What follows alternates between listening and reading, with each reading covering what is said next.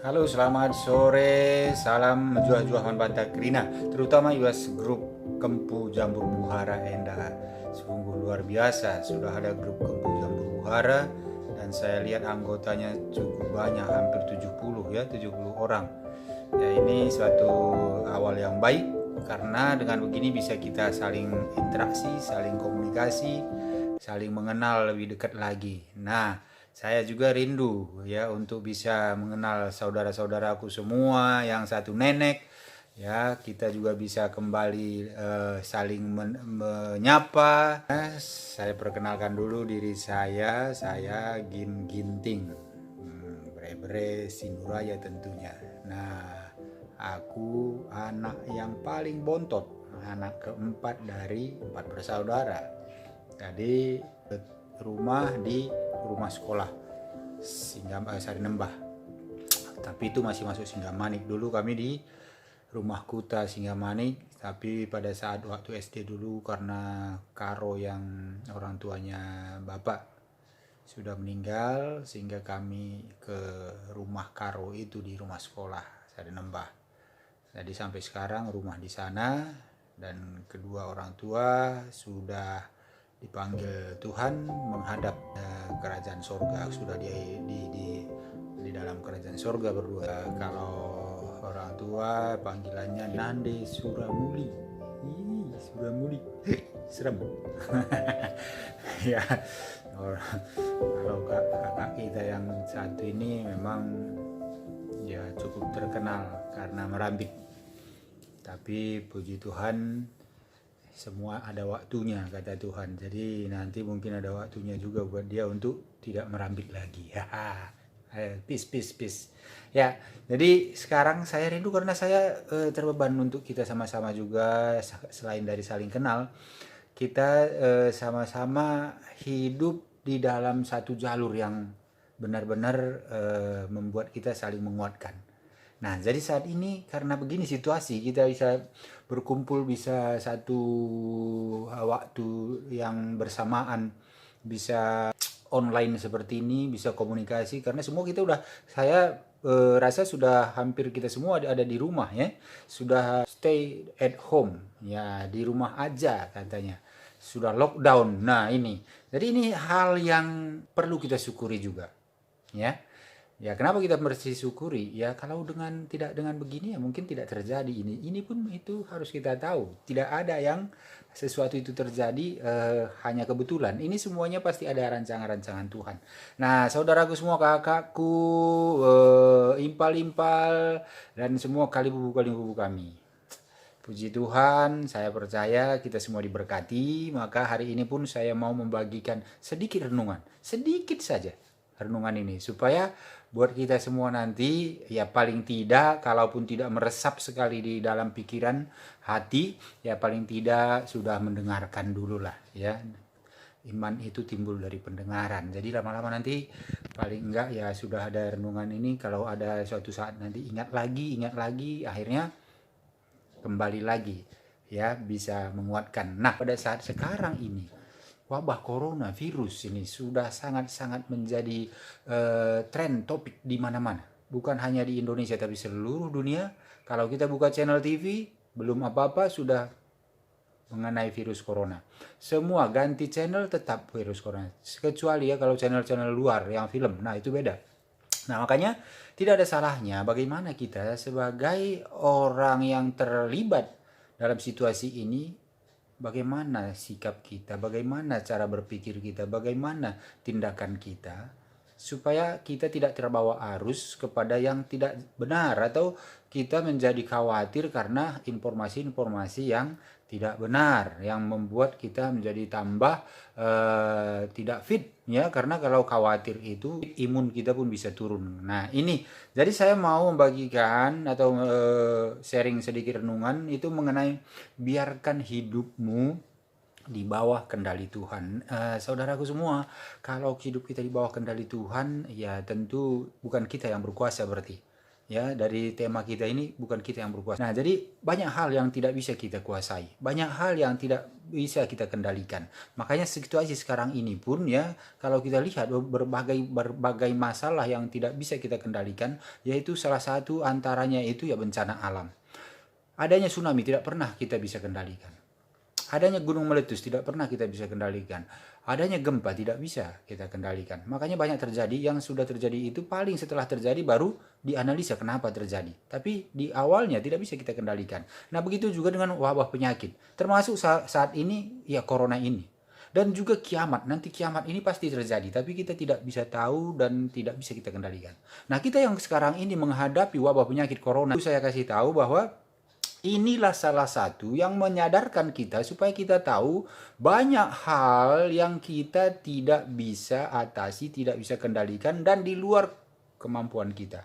Pengetahuan manusia pun tidak bisa memprediksi seperti apa ini, dan tidak bisa dikendalikan dengan apa yang kita miliki. Dengan harta kita pun banyak, kita tidak bisa. Tidak bisa kan kita beli wabah supaya tidak jadi, tidak bisa. Nah, terus kalau kita punya jabatan umpamanya, kita jabatan tinggi pun dimanapun kita bekerja, tidak bisa dengan wewenang jabatan kita perintahkan wabah penyakit ini stop, tidak bisa juga. Nah, terus kita kalau punya relasi banyak yang selama ini bersahabat dengan pejabat-pejabat lah, bersahabat dengan banyak orang lah, sehingga secara sosial kita lebih dipandang orang. Nah, dengan relasi-relasi yang sekarang ini pun kita tidak bisa mengontrol apa yang terjadi pada saat ini. Jadi semua apa yang kita miliki, kehebatan yang kita anggap kita punya kehebatan, tapi tetap aja tidak bisa mengatasi hal-hal yang seperti ini. Nah, jadi renungan ini saya mau kita tahu supaya mengerti apa yang harus kita lakukan selama kita masih dikasih waktu oleh Tuhan untuk melakukan kegiatan atau kehidupan kita di dunia ini. Nah, renungan kita saat ini tentu berhubungan dengan situasi yang kita hadapi, yaitu mengenai wabah corona ini. Jadi ini bukan hanya masalah masalah Indonesia, tetapi masalah dunia. Jadi sekarang apa yang harus kita lakukan saat mengalami situasi seperti ini? Nah, satu hal yang perlu kita lakukan itu, satu, benahi cara berpikir kita. Ini sangat penting sekali. Yang kedua, benahi perilaku kita, tindakan kita, karakter kita. Nah, ini perlu. Bagaimana cara membenahi tindakan atau perilaku atau karakter, atau bagaimana cara membenahi pikiran? Kita semuanya, apalagi orang yang percaya di dalam Yesus, ya sebenarnya kita sudah ada panduan hidup kita ini seluruhnya. Bagaimana cara hidup, bagaimana bersosial, bagaimana kita berkata-kata, bagaimana kita berpikir, itu semua ada. Makanya saya mau membagikan di sini satu yang tadi kita utamakan, benahi cara pikir. Bagaimana kita berpikir, itu lihat di firman Tuhan di Filipi 4 ayat 8. Jadi kalau saudara lihat di Filipi 4 ayat 8, di situ cara berpikir itu diatur oleh Tuhan. Supaya apa? Supaya pikiran kita tidak kemana-mana. Supaya pikiran kita itu tetap sesuai dengan apa yang Tuhan kehendaki, atau tidak terpengaruh dengan hal-hal yang kita lihat. Makanya itu perlu.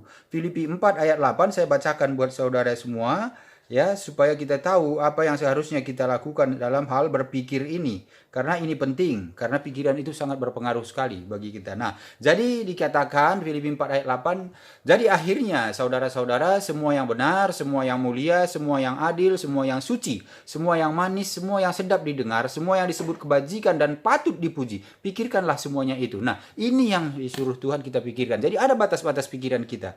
Di luar dari itu, Tuhan tidak suruh kita berpikir. Tidak suruh kita suruh berpikir hal seperti itu. Jadi ini yang perlu kita di dalam grup Kempu Jambur Buhara ini coba renungkan. Apakah itu benar atau tidak? Apakah itu sering kita lakukan atau enggak? Ya, jadi tadi katakan, pertama dulu yang perlu kita pikirkan adalah semua yang benar.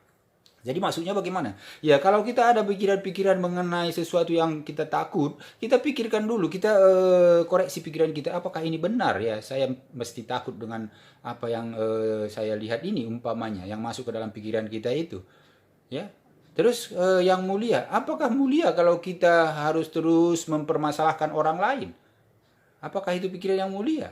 Nah, ini harus kita lihat. Kalau tidak, ya lepas. Jangan pikirkan itu. Nah, sedangkan yang adil, ya berpikiran adil. Perlu kita pikirkan supaya apa? Pikiran kita itu hanya pada tempatnya yang tepat. Nah, itu yang adil. Nah, hal yang suci. yang manis. Jadi hal-hal itulah batas-batas yang dikasih Tuhan supaya kita berpikir ini jangan terpengaruh dengan situasi atau keadaan kondisi yang ada. Jadi bisa aja apapun nanti berita, apapun nanti informasi, apapun itu nanti orang katakan kepada kita, kita sudah punya kerangka berpikir yang benar, ya, tidak terpengaruh lagi. Nah ini hal yang mengenai berpikir ini tadi. Terus ada di Kolose 3 ayat 2 juga dikatakan begini. Kalau kita mau berpikir, pikirkanlah hal-hal yang di atas, bukan yang di bumi. Jadi kalau hal-hal yang di atas, hal-hal yang dari Tuhan, ya, hal-hal yang di sorga. Apa yang kita pikirkan? Ya tentu hal apa yang menyenangkan kerajaan sorga.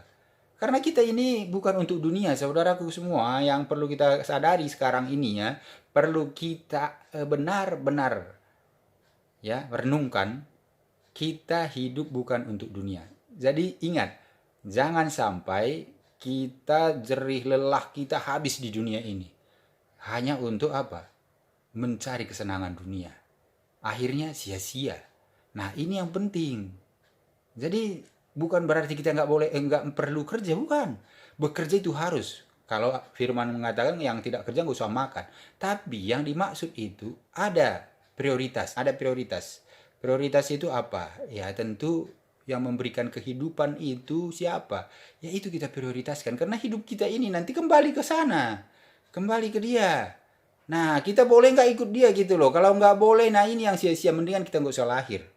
Nah makanya harus kita pikirkan hal-hal yang dari atas. Hal-hal yang Tuhan inginkan kita pikirkan. Kembali lagi apa yang tadi Tuhan bilang. Berpikir ini. Nah itu yang Tuhan inginkan kita berpikir. Lakukanlah itu. Ya, ini hal mengenai pikiran. Jadi saya tidak panjang-panjang ya, tidak bahas satu persatu karena kalau saya bahas nanti ini namanya khotbah. Kalau khotbah ya saudara bisa 1,5 jam nanti dengerin. Nah lama-lama nanti saudara-saudaraku semua pasti matiin. Matiin, ini kelamaan gitu ya. Nah jadi hal yang kedua yang perlu kita tahu yaitu mengenai bagaimana membenahi tindakan atau perilaku atau karakter. Nah ini juga perlu kita lihat di Kolose 3 ayat 23. Kalau Kolose 3 ayat 23 mengatakan begini. Apapun yang kau lakukan, lakukanlah dengan sungguh-sungguh atau sepenuh hati, ya, seperti buat Tuhan. Apapun yang kau lakukan. Nah, jadi ini mengajar kita supaya perilaku kita itu benar-benar seperti kepada Tuhan, atau memang kita itu melakukan segala sesuatu itu bukan pura-pura. Ya. Jadi itu kepada Tuhan. Nah, kita kadang mungkin tidak mengerti atau tidak tahu atau pura-pura tidak tahu melakukan sesuatu itu hanya untuk dilihat orang, biar orang melihat kita sudah benar, sudah melakukan hal-hal yang baik atau ya sudah bersosial dengan baik gitu. Nah, ini yang hati-hati. Jangan seperti itu. Nah, jadi kadang ya tanpa kita sadari kita sudah menomorduakan Tuhan. Jadi kalau kita sudah menomorduakan Tuhan, ya kita lebih kadang mengutamakan bisnis kita, mengutamakan pekerjaan kita, ya, mengutamakan usaha kita, keluarga kita kadang lebih utama daripada Tuhan, harta benda kita, jabatan kita, ya. Nah, dan banyak hal yang kita utamakan daripada kita mengutamakan Tuhan. Nah, ini yang sudah kita memberhalakan sesuatu itu karena kita tidak mengutamakan Tuhan. Makanya firman Tuhan mengatakan di mana hartamu berada, di situ juga hatimu berada, katanya di Matius 6 ayat 21 atau Lukas 12 ayat 34, nanti bisa saudara-saudaraku lihat. Jadi kita itu kadang seperti itu yang terjadi, kita alami ya, di mana harta kita di situ pikiran kita, dan itu memang terbukti ya seperti yang dikatakan di firman ini. Nah, sekarang kita berbicara mengenai cara situasi saat ini wabah virus corona atau COVID-19 ini. Apa pelajaran yang kita ambil dari saat sekarang ini? Apa pelajaran yang kita bisa renungkan yang sesuatu yang berguna dari kejadian ini? Pertama, kita harus mengakui sama-sama bahwa tidak ada orang pintar yang kebal terhadap virus ini. Tidak ada satupun orang pintar. Sepintar apapun dia tidak kebal dengan virus ini. Kedua, tidak ada orang kaya yang kebal terhadap virus ini. Sekaya apapun tidak. Terus yang ketiga, tidak ada orang yang punya jabatan tinggi ya yang bisa atau kebal terhadap virus ini. Nah, yang keempat, tidak ada orang hebat. Ya, jadi kalau pernah kita berpikir kita hebat, ya hari inilah buktinya kita tidak hebat. Ya, Tidak ada orang hebat yang kebal terhadap virus ini. Nah, terus yang kelima, tidak ada orang yang baik. Nah, kalau kita mengaku kita baik selama ini, tetap aja tidak ada. Ya, tidak bisa melawan virus ini. Nah, yang keenam, tidak ada orang miskin, orang jahat, orang bodoh yang kebal terhadap virus ini. Jadi, yang saya perlu kasih tahu di sini bahwa semua manusia tidak ada apa-apanya dengan melawan virus ini. Dengan virus ini aja manusia tidak ada apa-apanya. Jadi, apa yang perlu kita banggakan? Ini perlu kita renungkan, apa yang kita perlu banggakan. Seringkali kita dengan sadar atau tidak sadar, ya, kita memberhalakan sesuatu. Ya, memberhalakan sesuatu maksudnya kita itu lebih mementingkan uang kita daripada Tuhan. Nah, sekarang Anda lihat, uang sendiri pun tidak ada gunanya. Ya, dengan adanya virus corona ini, uang pun tidak ada gunanya. Nah, seringkali pekerjaan kita utamakan daripada Tuhan. Sekarang Anda tidak bisa bekerja juga. Ya, ini artinya indikatornya bahwa tidak ada hebatnya pekerjaan kita kalau kita tidak mengutamakan Tuhan. Nah, terus apa? Ilmu pengetahuan, pendidikan. Nah, itu kadang orang berebut-rebut untuk mendapat pendidikan yang paling tinggi, yang terbaik itu bagus. Tetapi kalau itu sudah menjadi berhala, kita lebih mengutamakan, mengidolakan itu daripada Tuhan. Ya, sekarang kita lihat sekolah-sekolah pun tutup, tempat kuliah tutup, tidak bisa lagi semua. Coba kalau ini seterusnya, apa gunanya tadi kita membanggakan kuliah atau sekolah? Nah, terus ada yang kadang kita memberhalakan tour lah atau traveling lah. Oh, saya harus begini setiap tahun, harus begini. Nah, itu kita mungkin sudah rencanakan yang seperti itu. Baik sih seperti itu, tapi pernahkah kita rencanakan buat Tuhan, saya harus lebih baik tahun depan, harus lebih baik minggu depan, harus lebih baik bulan depan. Nah, ini maksudnya kita jangan mendahulukan hal-hal lain daripada mendahulukan Tuhan. Nah, relasi bisnis mungkin kita lebih utamakan daripada Tuhan. Sekarang ini apa? Kita nggak bisa bertemu juga dengan orang-orang yang kita kenal. Kita tidak bisa berkumpul-kumpul lagi. Ya, nah keluarga mungkin kita kadang keluarga lebih utamakan daripada Tuhan. Nah mungkin keluarga ini lebih reasonable, lebih masuk akal dikit. Keluarga kan penting gitu ya, benar. Tapi kalau keluarga kita utamakan dari Tuhan, sama saja tidak berkenan bagi Tuhan. Dan sekarang pun kita nggak bisa ketemu lagi dengan keluarga. Ya, coba Anda lihat sendiri, sakit pun keluarga kita nggak bisa besuk. Apalagi kalau ada kita mau bikin pesta pun tidak bisa lagi. Keluarga kita meninggal, kita tidak bisa rame-rame lagi. Ini apa? Ini menandakan bahwa segala yang tadinya mungkin kita anggap itu yang terpenting dalam hidup kita itu, saat sekarang ini Tuhan tunjukkan kepada kita bahwa ini tidak ada apa-apanya kalau kita tidak mendahulukan Tuhan. Nah, ini yang kita lupa kadang. Kita kadang berhala-berhala itu maksudnya bukan karena kita menyembah begitu, bukan, tapi kita mengutamakan itu daripada Tuhan. Itu sudah menjadi berhala di hadapan Tuhan. Nah, kadang gereja saja kita berhalakan. Apa kita, saya di gereja saya lebih bagus, gereja saya lebih ngetren, gereja saya begini. Nah, ini kadang kita memberhalakan itu, bukan lagi hubungan dengan Tuhan yang kita utamakan, hati kepada Tuhan, tetapi fasilitas yang ada, ruangan-ruangan yang bagus, AC apa segala, ya itu yang kita utamakan. Dan ini yang namanya memberhalakan. Sekarang kita lihat dengan virus corona ini, apakah itu berfungsi? Tidak ada. Kita nggak bisa gereja lagi, harus online. Kita melayani aja juga harus begini nih, harus online. Nah, itu artinya apa? Tuhan itu yang paling utama dari segala, itu tidak ada gunanya semua ini. Nah, itu makanya di Alkitab ada satu cerita orang kaya ya, yang dia juga itu pemimpin sebenarnya, yang dia tanpa sadar dia memberhalakan kekayaan dia. Padahal ya dilihat secara kerohanian kasat mata, dia itu rajin secara kerohanian. Nah, kalau di Alkitab itu di Markus 10 ayat 17 sampai 21, saya ringkaskan aja isinya. Jadi di situ ada orang kaya yang muda datang kepada Yesus. Dia bilang, Tuhan, apa yang aku harus lakukan untuk bisa mendapat hidup kekal, untuk masuk kerajaan surga? Nah, Tuhan bilang begini, Tuhan kasih tahu beberapa perintah-perintah di hukum Taurat itu, ya, jangan membunuh, hargai orang tuamu, terus jangan bersaksi dusta, lakukan yang baik lah gitu. Nah, dia bilang apa? Sejak masa kecilku Tuhan, aku sudah melakukan itu. Artinya kalau saudara renungkan, saudara pikirkan apa yang dia bilang ini, artinya ya, dia ini kalau kita ambil sekarang contohnya ke orang Kristen, orang ini orang yang rajin gereja. Orang yang rajin mengikuti tata ibadah. Orang yang rajin mengikuti apa peraturan-peraturan gereja. Orang yang bersosial. Nah, Ini orang sebenarnya kalau secara manusia sangat baik. Ya, bisa kita bilang kalau dia meninggal, oh pasti masuk surga itu. Pasti bisa kita bilang begitu. Tapi apa? Kita lihat nih. Kita lihat apakah itu benar-benar dia punya Tuhan itu, dia benar-benar kenal Tuhan dan menyembah Tuhan dengan benar. Nah, begitu Yesus bilang, satu hal lagi yang harus engkau lakukan, yaitu apa? Jual seluruh hartamu, bagikan kepada orang yang miskin, dan ikut aku, kata Tuhan. Nah, apa responnya? Orang kaya ini, responnya sedih karena hartanya banyak, sehingga apa? Dia pergi meninggalkan Tuhan. Nah ini saudara, jadi Tuhan lihat hati.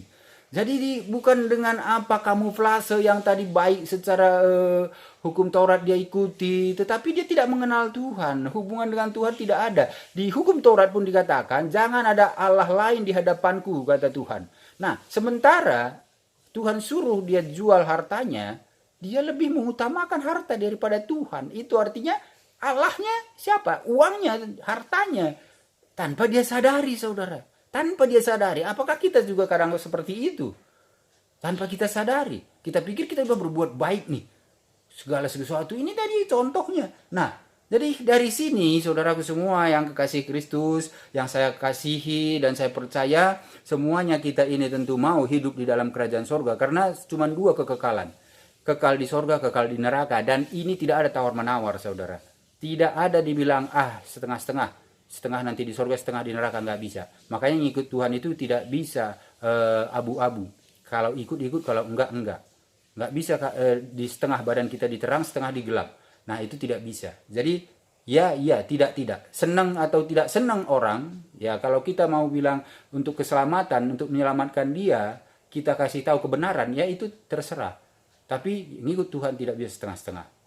Nah, makanya kita kembali lagi kepada apa yang dilakukan tadi oleh anak muda ini. Begitu baiknya secara kerohanian, secara tata ibadah gereja, kita bilang dia itu semua dia ikuti. Nah, kita ini orang Kristen yang suka gereja, yang suka ikut ke persekutuan, koreksi diri kita. Ya, jangan sampai kita seperti anak muda ini tadi. Jadi capek-capek aja. Ternyata Tuhan tidak berkenan. Ya, nah ini. Jadi dari semua yang saya tadi sudah utarakan ini, coba kita renungkan, maka kita bisa simpulkan bahwa mulai sekarang mari perbaharui diri masing-masing, ya, perbaharui diri kita dan hiduplah dengan benar, berpikirlah positif. Itu penting. Hal yang kedua, mari bersungguh-sungguh dalam mencari Tuhan. Jangan khawatir dengan apa yang terjadi. Ya, hal yang ketiga, mari utamakan kehendak Tuhan di atas apapun yang Anda inginkan. Kehendak Tuhan yang utama. Yang kelima, yang keempat, ya mari saling mengasihi, ya.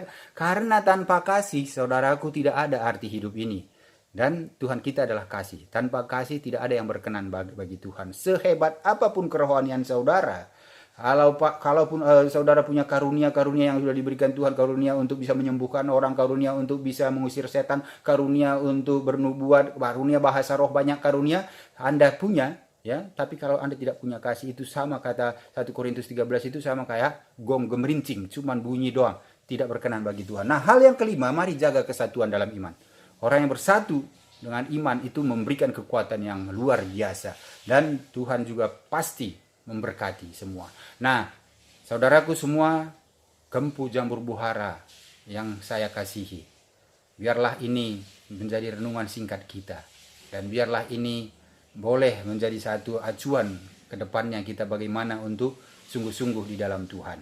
Dan saya berdoa semua kita di dalam Jambur ini, Kempu Jambur Buhara, semua sehat-sehat, ya, semua diberkati, sukacita, dan jangan ada perbedaan. Ya, saling mengasihi. Tuhan mengasihi kita, dan yang penting ingat bahwa kekekalan kita ada dua, sorga dan neraka. Mulai dari sekarang dengan adanya virus corona ini, saya bersyukur, ya, kita bisa bertukar renungan, ya, sehingga dengan begini kita lebih dekat lagi, saling menguatkan, dan tentu semuanya ini kita serahkan kepada tuntunan Roh Kudus. Karena hanya satu yang bisa menuntun kita ke jalan yang benar, yaitu Roh Kudus. Demikian untuk sementara ini, saudaraku. Terima kasih, bujur melala, sehat-sehat kita Krina, semua kita diberkati. Biarlah kita terus memuliakan Tuhan. Haleluya. Amin.